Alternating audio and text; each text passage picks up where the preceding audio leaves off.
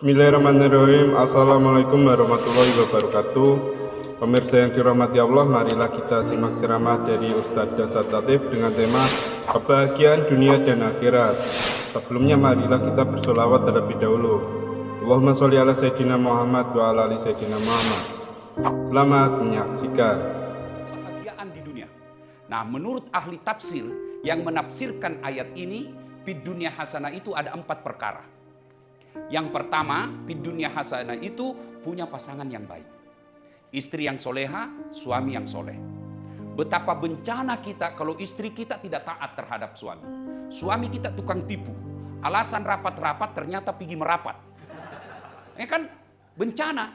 Dan betapa bencananya seorang suami kalau istri kita seperti Satpol PP. Baru 1 jam keluar, di mana kau? Di mana kau? Saya di kantor, di mana kau? Video call. Iya kan? Menderita kita. Maka di dunia hasanah itu punya pasangan yang baik. Alangkah bahagianya kita seorang suami pergi cari nafkah, ditelepon istrinya, "Bang, sudah hampir asar. Kamu sudah sholat duhur enggak?" Bahagiakan kita. Di WhatsApp kita sama istri, "Bang, jangan makan di luar. Hari ini saya masak spesial buat abang." Masya Allah. Itu kalau suami dapat WhatsApp begitu, satu warung kopi dia lihat, istri gue soleha. Ibu-ibu pernah WhatsApp suaminya begitu? Paling dia WhatsApp, "Jangan lupa singgah beli gas."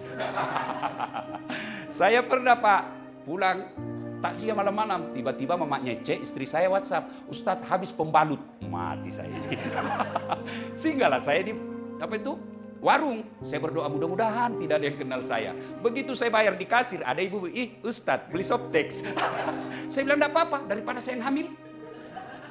Ini biasanya kita laki-laki menganggap wibawa ketika wibawa kita runtuh, wibawa kita hancur kalau kita dengar istri. Tidak selamanya begitu. Coba Bapak Tajrian, punya istri, alhamdulillah, 3 anak.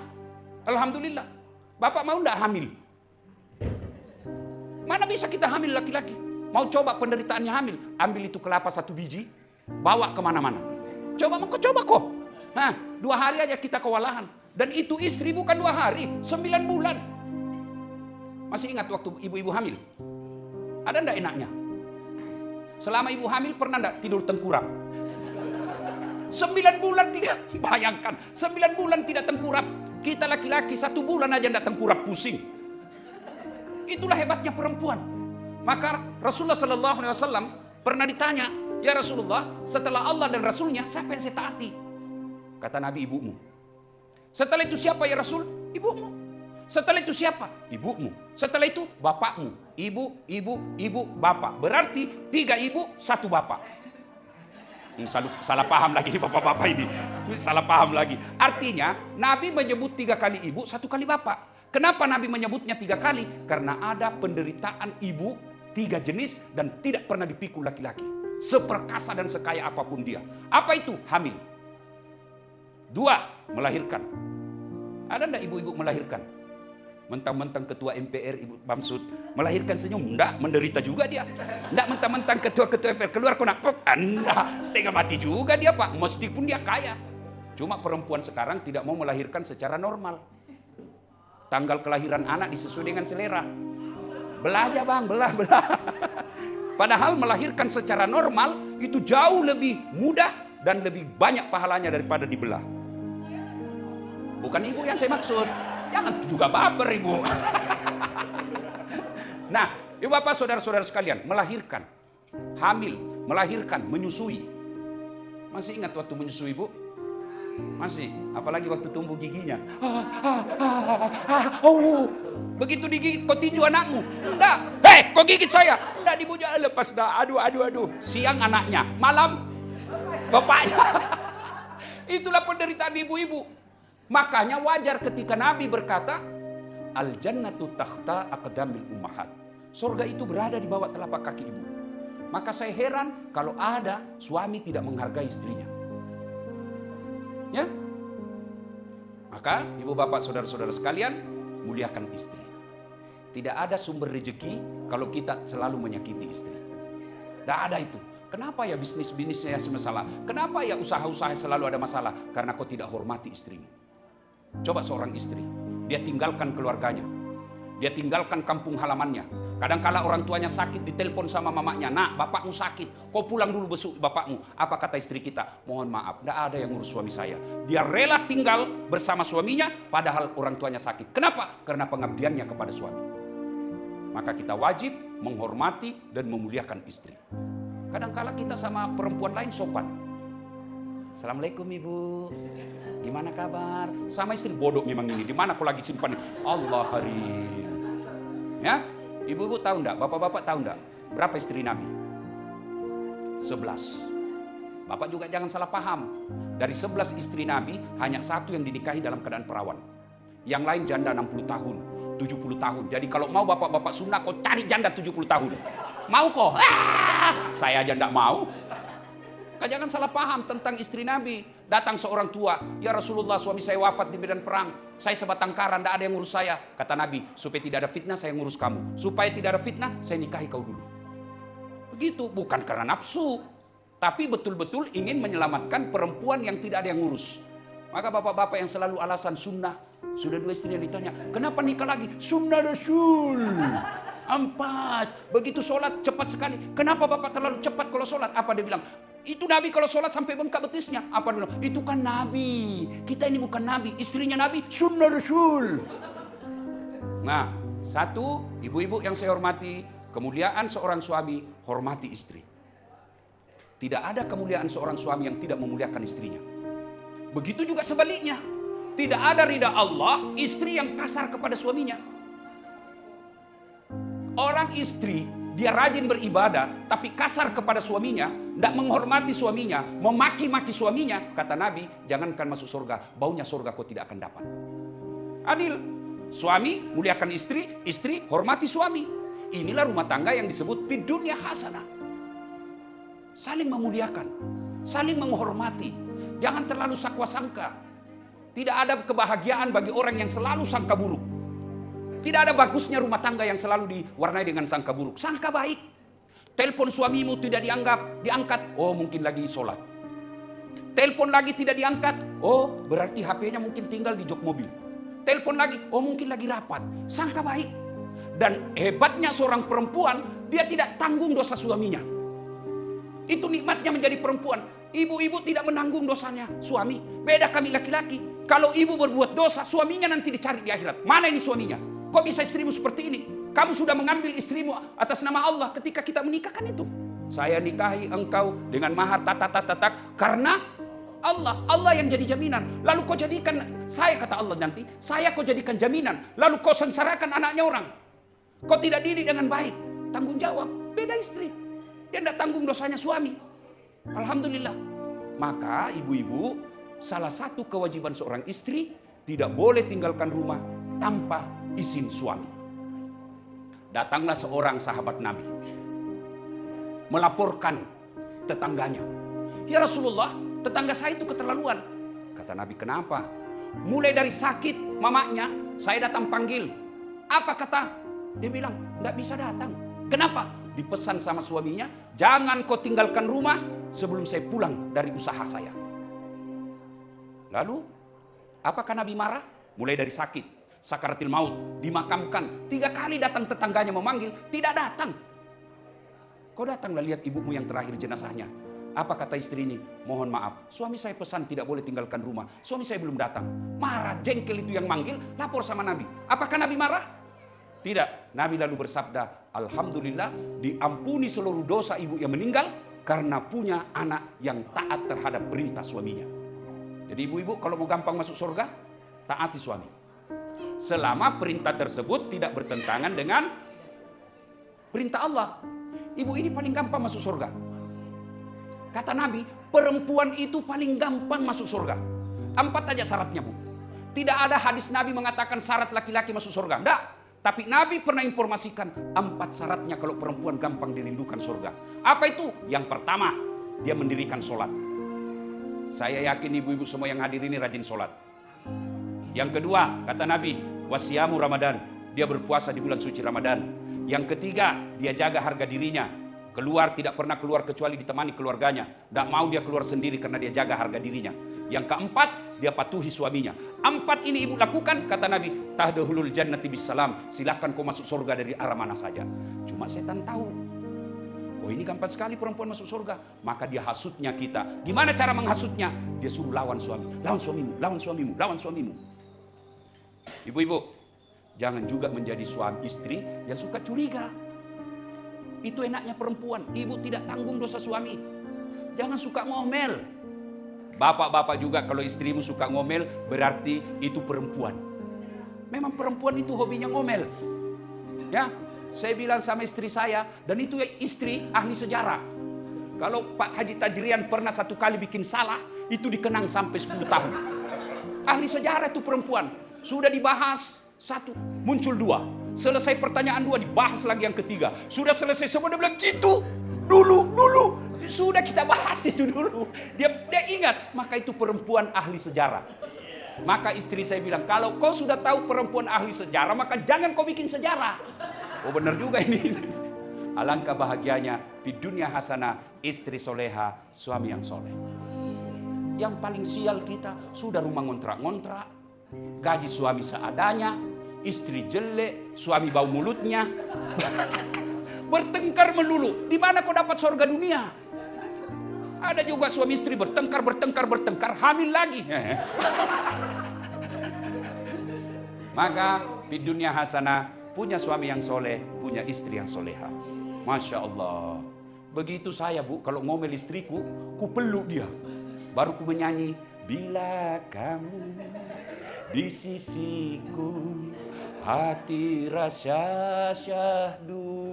Ngomel lagi, ku peluk dari belakang, baru saya menyanyi, insaflah wahai. Gitu dan tenang. Ibu-ibu hafal ini lagu, Bu. Kalau marah suamimu, kau peluk, baru kau bilang, insaflah.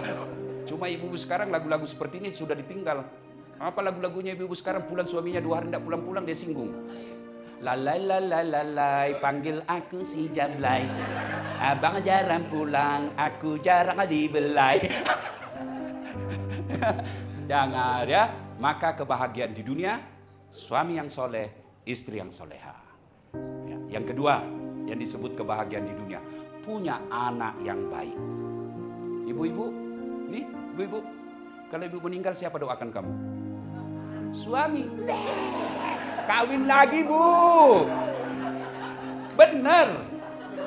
Pak Haji, istriku dengar ini ceramah, kan istriku suka juga itu dia di YouTube ceramah saya. Dia bilang, jadi kalau saya duluan meninggal, Ustadz mau kawin lagi. Saya bilang, sini kau sayang, kau dengar baik-baik, kau duduk di sini. Jangankan kau meninggal, kau masih hidup saja, saya selalu berpikir kawin lagi. Apalagi kalau kau sudah mati. Wah, tapi situ demi Allah, istri saya itu, Bu, jam 4 subuh pasti sudah bangun ngaji. Pasti sudah bangun, tiap hari begitu. Itu yang membuat kadang-kala kita berpikir kalau mau kawin lagi. Wah, istri saya belum tentu saya dapat perempuan yang lebih mulia dari ini. Jadi kalau mau jaga suamimu, bukan periksa HP-nya. Kau periksa HP-nya, masih ada yang 2 di mobil. Kenapa kau tahu? Saya begitu. Bagaimana menjaga supaya suamimu tidak berkhianat? Hadir kau di hatinya. Hadir kamu di hatinya. Tidak mungkin kau bisa hadir di hatinya kalau kau kasar ngomong. Kalau kau datang suamimu lembut bicaranya, kau hargai mertuamu, kau muliakan ipar-iparmu, tidak mungkin itu istrimu mengkhianatimu. Kenapa? Kamu bidadari dunia akhiratnya. Tapi kalau kasar, ditelepon tidak pernah ada di rumah, di mana kau? Kau banyak sekali tanya-tanya, lagi jogging.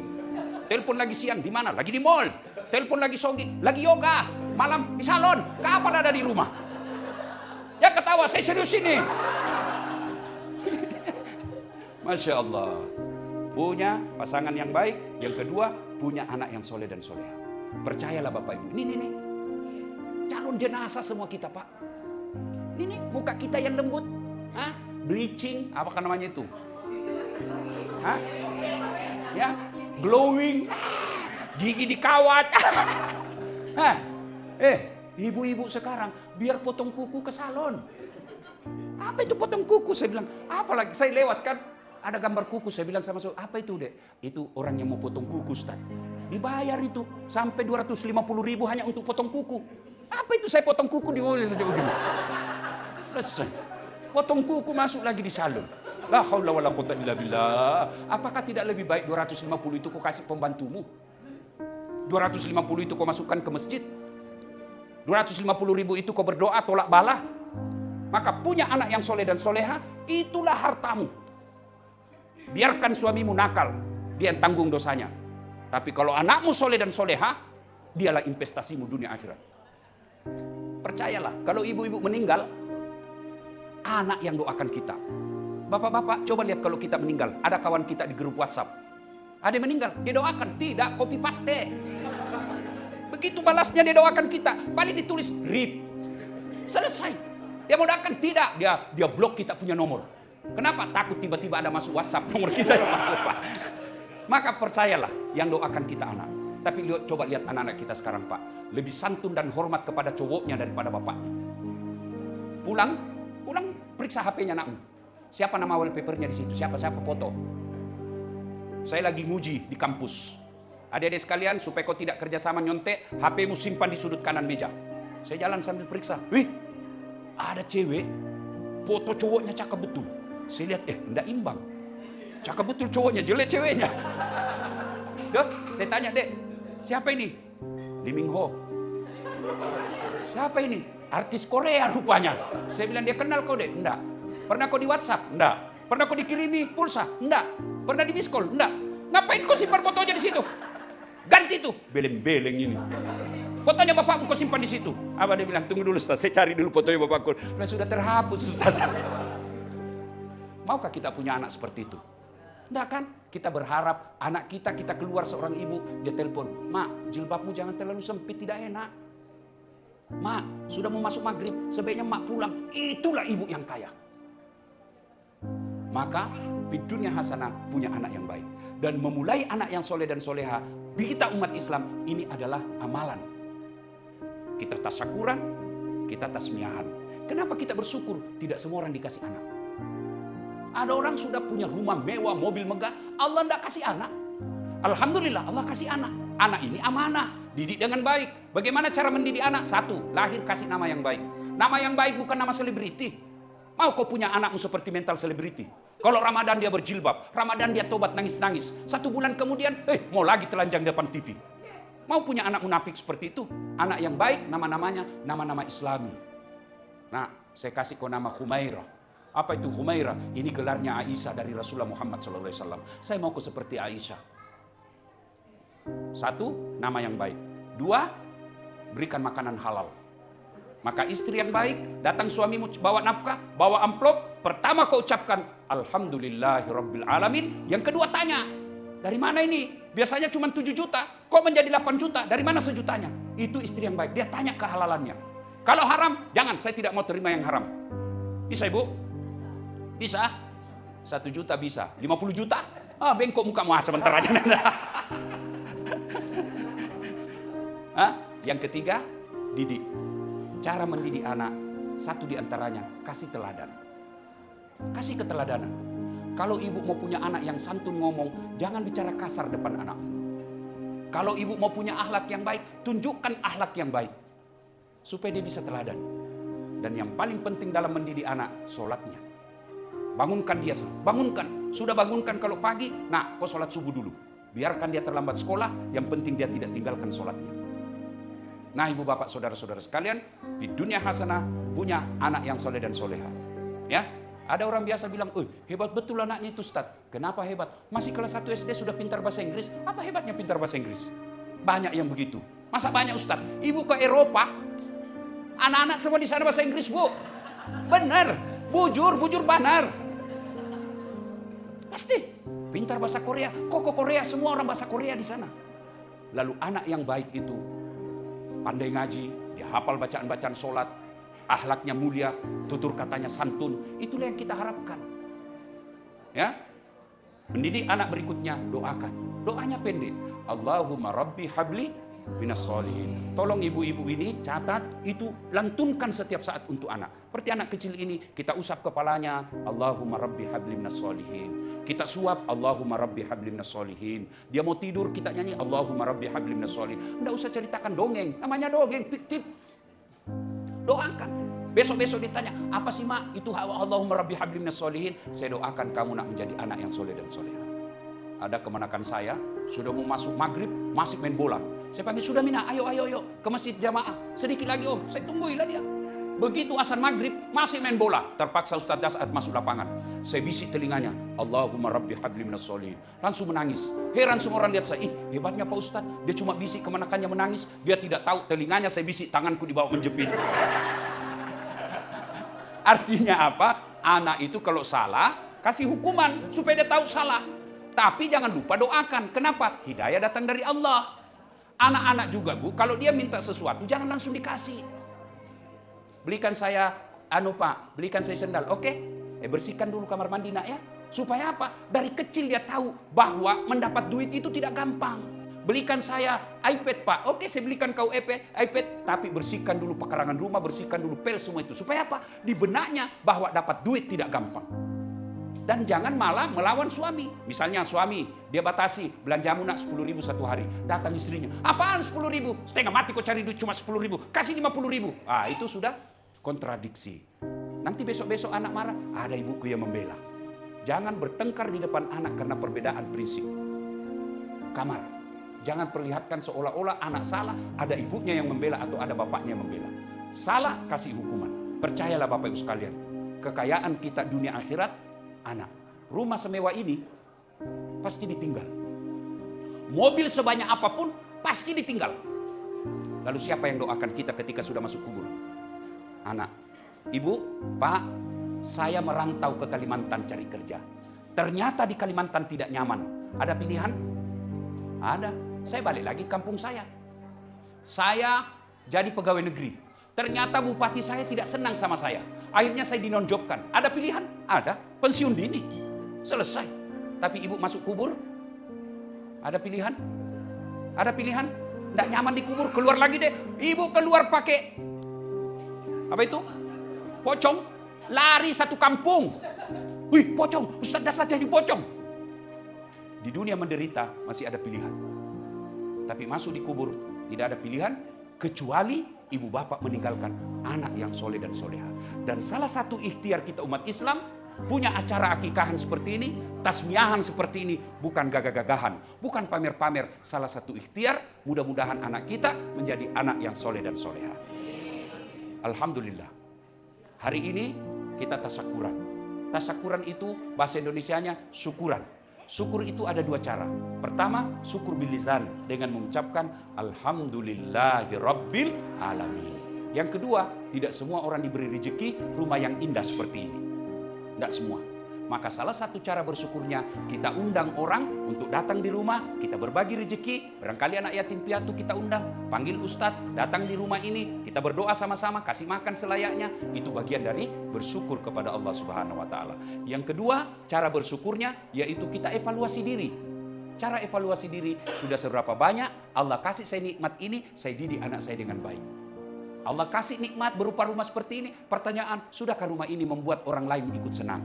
Maka Allah, kalau ibu-ibu ini kan orang-orang berada semua ini saya lihat. Kan? Orang kaya itu kan kelihatan dari casingnya. Iya kan? Kelihatan dari casingnya. Parfumnya juga sudah ketahuan, oh ini orang kaya ini ya. Ya alhamdulillah. Jangan juga kau gosipi orang. Perempuan itu penyakitnya itu kan gosip. Dia tidak ngomong tapi mukanya dong. Baru masuk tamunya orang dilihat. Apa? Dia tidak ngomong tapi sinis mukanya. Apa sih? Jangan. Bagi yang diberi rezeki, silakan syukuri. Allah kasih berlian, Allah kasih emas, silakan. Tidak apa-apa. Ada orang punya emas, Pak, saya pernah lihat ibu-ibu, emasnya banyak betul. Digosipin sama orang, saya bilang, kenapa? Nah, bukan emasmu dipakai. Mestinya kau berdoa, mudah-mudahan Allah juga memberikan rezeki kepada kita. Dan juga yang diberi rezeki, jangan sombong. Dan sombong itu, satu di antara karakternya, menganggap remeh orang lain. Ibu, bapak, saudara-saudara sekalian, inilah tausiah kita pada kesempatan ini. Mudah-mudahan